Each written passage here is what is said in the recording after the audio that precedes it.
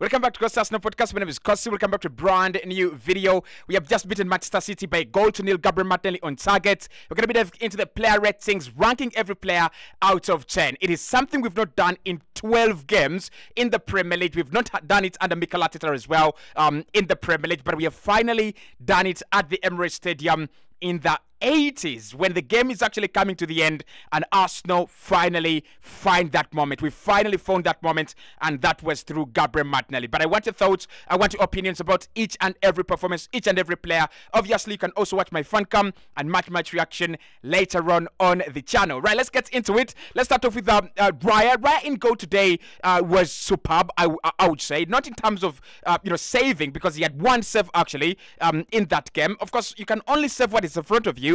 Arsenal limited Manchester City to only one shot on target and only 4 shots in this game, as opposed to Arsenal's 12 in the game. So that was really, really good of a performance we put in out there, especially in terms of defensive ability. Saliba and Gabriel, masterclass, purely masterclass. But I think with Raya, one thing you love about him, yes, he had a couple of moments where he was a little bit shaky, I would say.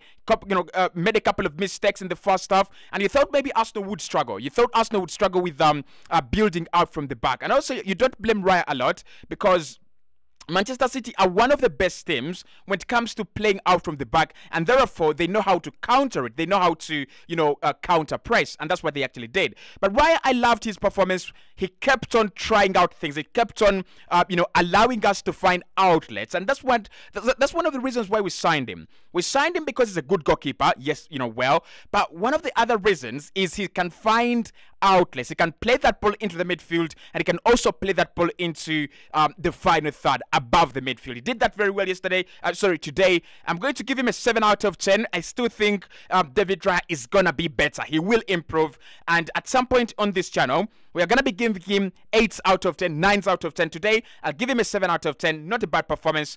I really liked him. I really did like him, especially in the second half. Now, he's one of the goalkeepers that give you that kind of assurance that you can keep a clean sheet. And he's kept a couple of clean sheets. He's only conceded, actually, against Lens and against Tottenham Hotspur. So the rest of the games, he's been absolutely superb. Benjamin White today, 8 out of 10. Ben, he was good. Ben was really good. Now, of course, I think with Manchester City, there are very few excuses from Pep Guardiola. There are going to be very few excuses. The absence of Kevin De Bruyne could be one, and the absence of Rodri could be one, and that maybe actually made a big difference. But we didn't see Ben White, we didn't see Alexander Zinchenko get exploited, and I thought both of our fullbacks were actually very good. But what I liked about Ben today is, even without Saka, even without that kind of partner that he's used to, that kind of partner that he loves to play with, we have seen Ben White go on the other part of the pitch, the other side of the pitch, trying to cross the ball, making those runs past Gabriel Jesus, and he was actually utilized more often than not in this game. So I'll give him an 8 out of 10. I thought his performance was mature. I thought his performance was really premeditated. He was fresher as compared to the rest of the team, maybe because he didn't start the Lens game. That could be an explanation. But I really thought that he played much better in this game as compared to against Manchester United. Like, really good. He was absolutely very good. Alexander Zinchenko at left back, I'll give him a 6 out of 10. I'm not going to lie. Yes, it was a good game, and we literally were very compact and were very strong. But I would just give him a 6 out of 10. Not that he didn't perform to the levels of Saliba, White, Declan Rice and the other players, but again, he didn't have a bad game, right? I don't think he had a bad game. I don't think he was one of the players that you could go, wow, this was catastrophic. But I think they tried to target him, and this was kind of genius from Mikel Arteta, because he knew Man City were going to come to target, to target him. They were going to come to look at Alexander Zinchenko's movement and try to play in behind. So what he did, he played Declan Rice as a centre back, and then that just allowed. Literally, he didn't play him as a centre back, but Declan Rice really, whenever we were not in possession, dropped as deep as below Jorginho, right? And he fell into defense. And that literally what that did, it allowed Gabriel to shift across to the left-hand side and help out Alexander Zinchenko. Or at times, Declan Rice himself shifted to the left-hand side to help out Alexander Zinchenko, right? So Alexander Zinchenko, not a bad game.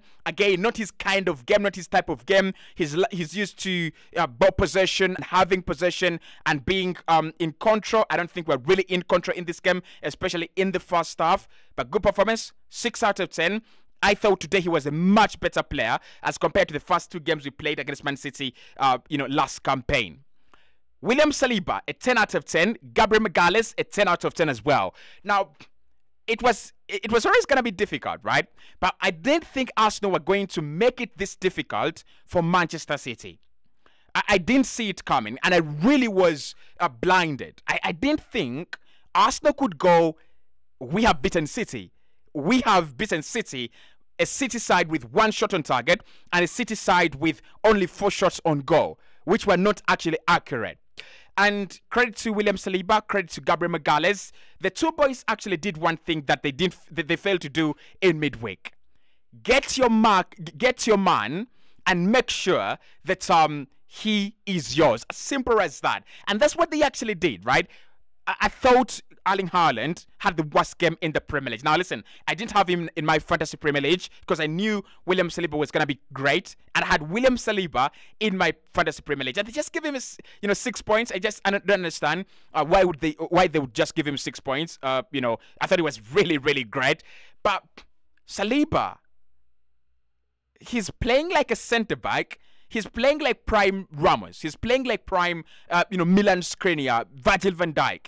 That's what we are seeing. That's the levels we are seeing from this guy. And he's one of the players, by the way, that has not declined a single bit ever since signing his new deal. He's progressed rather than, declining a little bit. I thought it was really good. Gabriel Magalhaes everywhere, fighting for every ball. Of course, he's got that kind of nastiness in him. And in such a game, as long as you don't get yourself booked, as long as you don't get yourself in trouble, a little nastiness actually doesn't hurt, in my opinion. It really, really doesn't. And again, one of the things you love about Gabriel, and one of the things you love about him, especially in such games, is his ability to track runners. He's got that ability, and I love about it. I love him about it.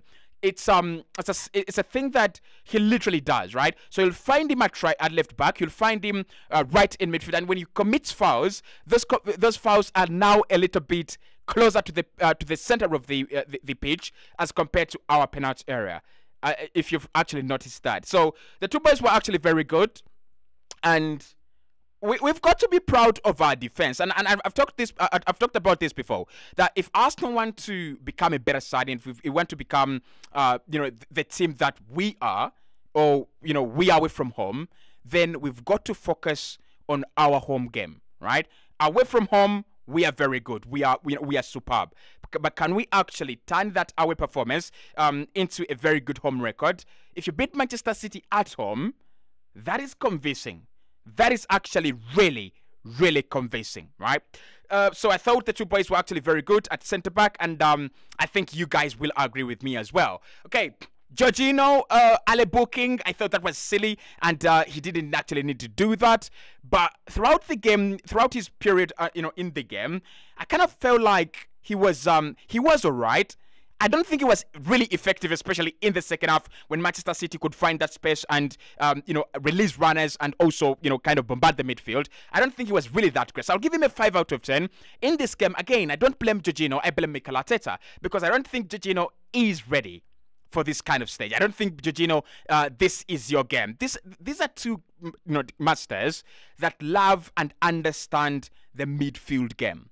Like, when you talk about the midfield, when you talk about 2 managers that understand midfield choices, is Pep Guardiola. And of course, you've got to love him because the way he selects Bernardo and then he selects the players around him, it kind of just, destabilized us a little bit. Kind of just, caused problems for us a little bit. But eventually, we overwent that hurdle. And I'm going to say Jorginho 5, not a bad game, but yeah, I can't give him more than that. I just can't see him, above 5 or above 6 at most.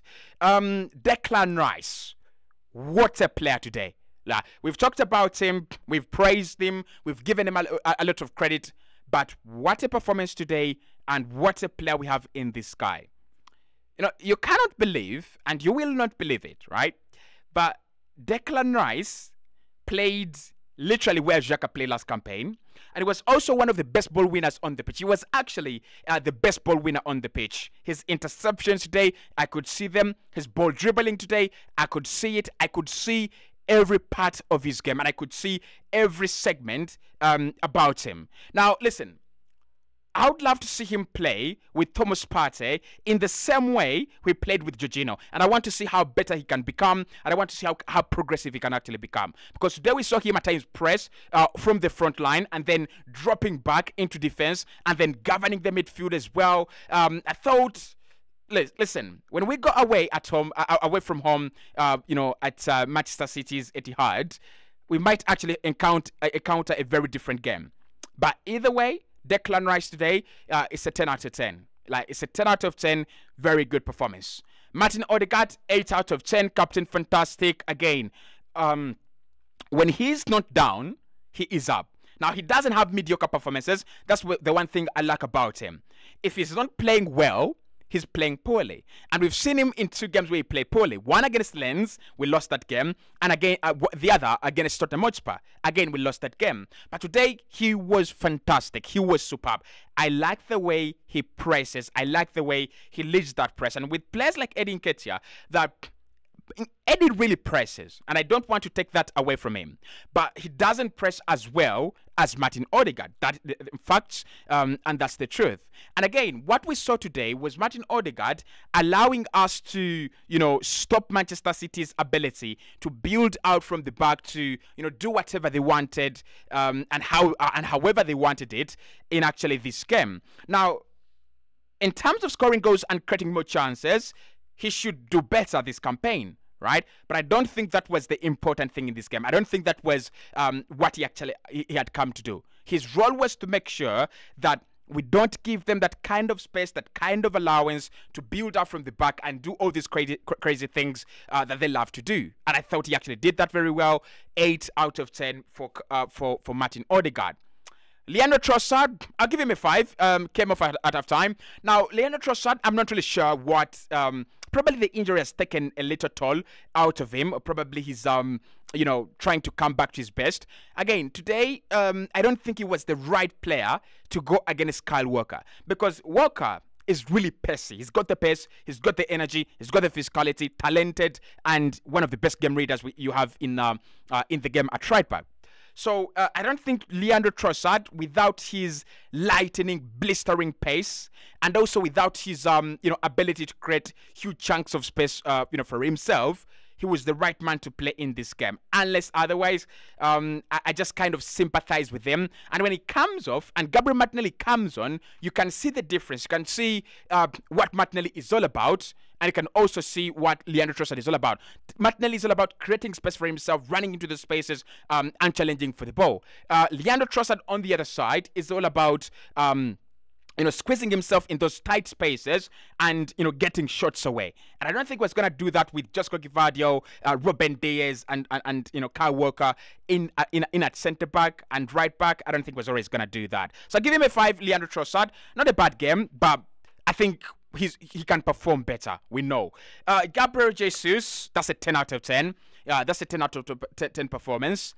He's deputized Martinelli, and he's also deputized Saka in the same campaign.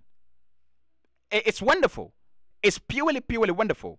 He's deputized both of our wingers, and therefore that means that he's played across the front line already in this campaign. He's a great player. He's a very, very good player.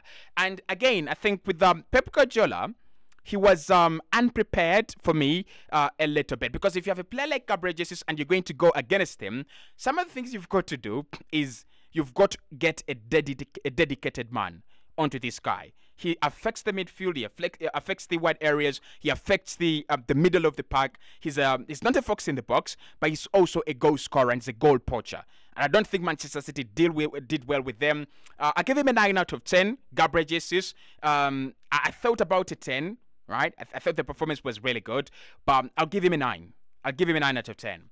And to complete it is Eddie Nketiah. I think with Eddie, let's give Eddie an 8 out of 10. For him to be there, for him to be to appear on the big stage, not cost, press well. I'll give him an 8 out of 10. Kai Havertz comes onto the pitch, contributes to the goal. Yep, that's an 8 out of 10. Super sub. Tomiyasu super sub, 8 out of 10 as well. In my opinion, did very well. And Thomas Partey as well launches the ball, and that's what we needed. We needed to launch the ball so that we could isolate that back line from the midfield, and that's what we did with Thomas Partey's ball, and we actually got it right. Thomas Partey, 8 out of 10 as well. I'll speak to you right in the next one.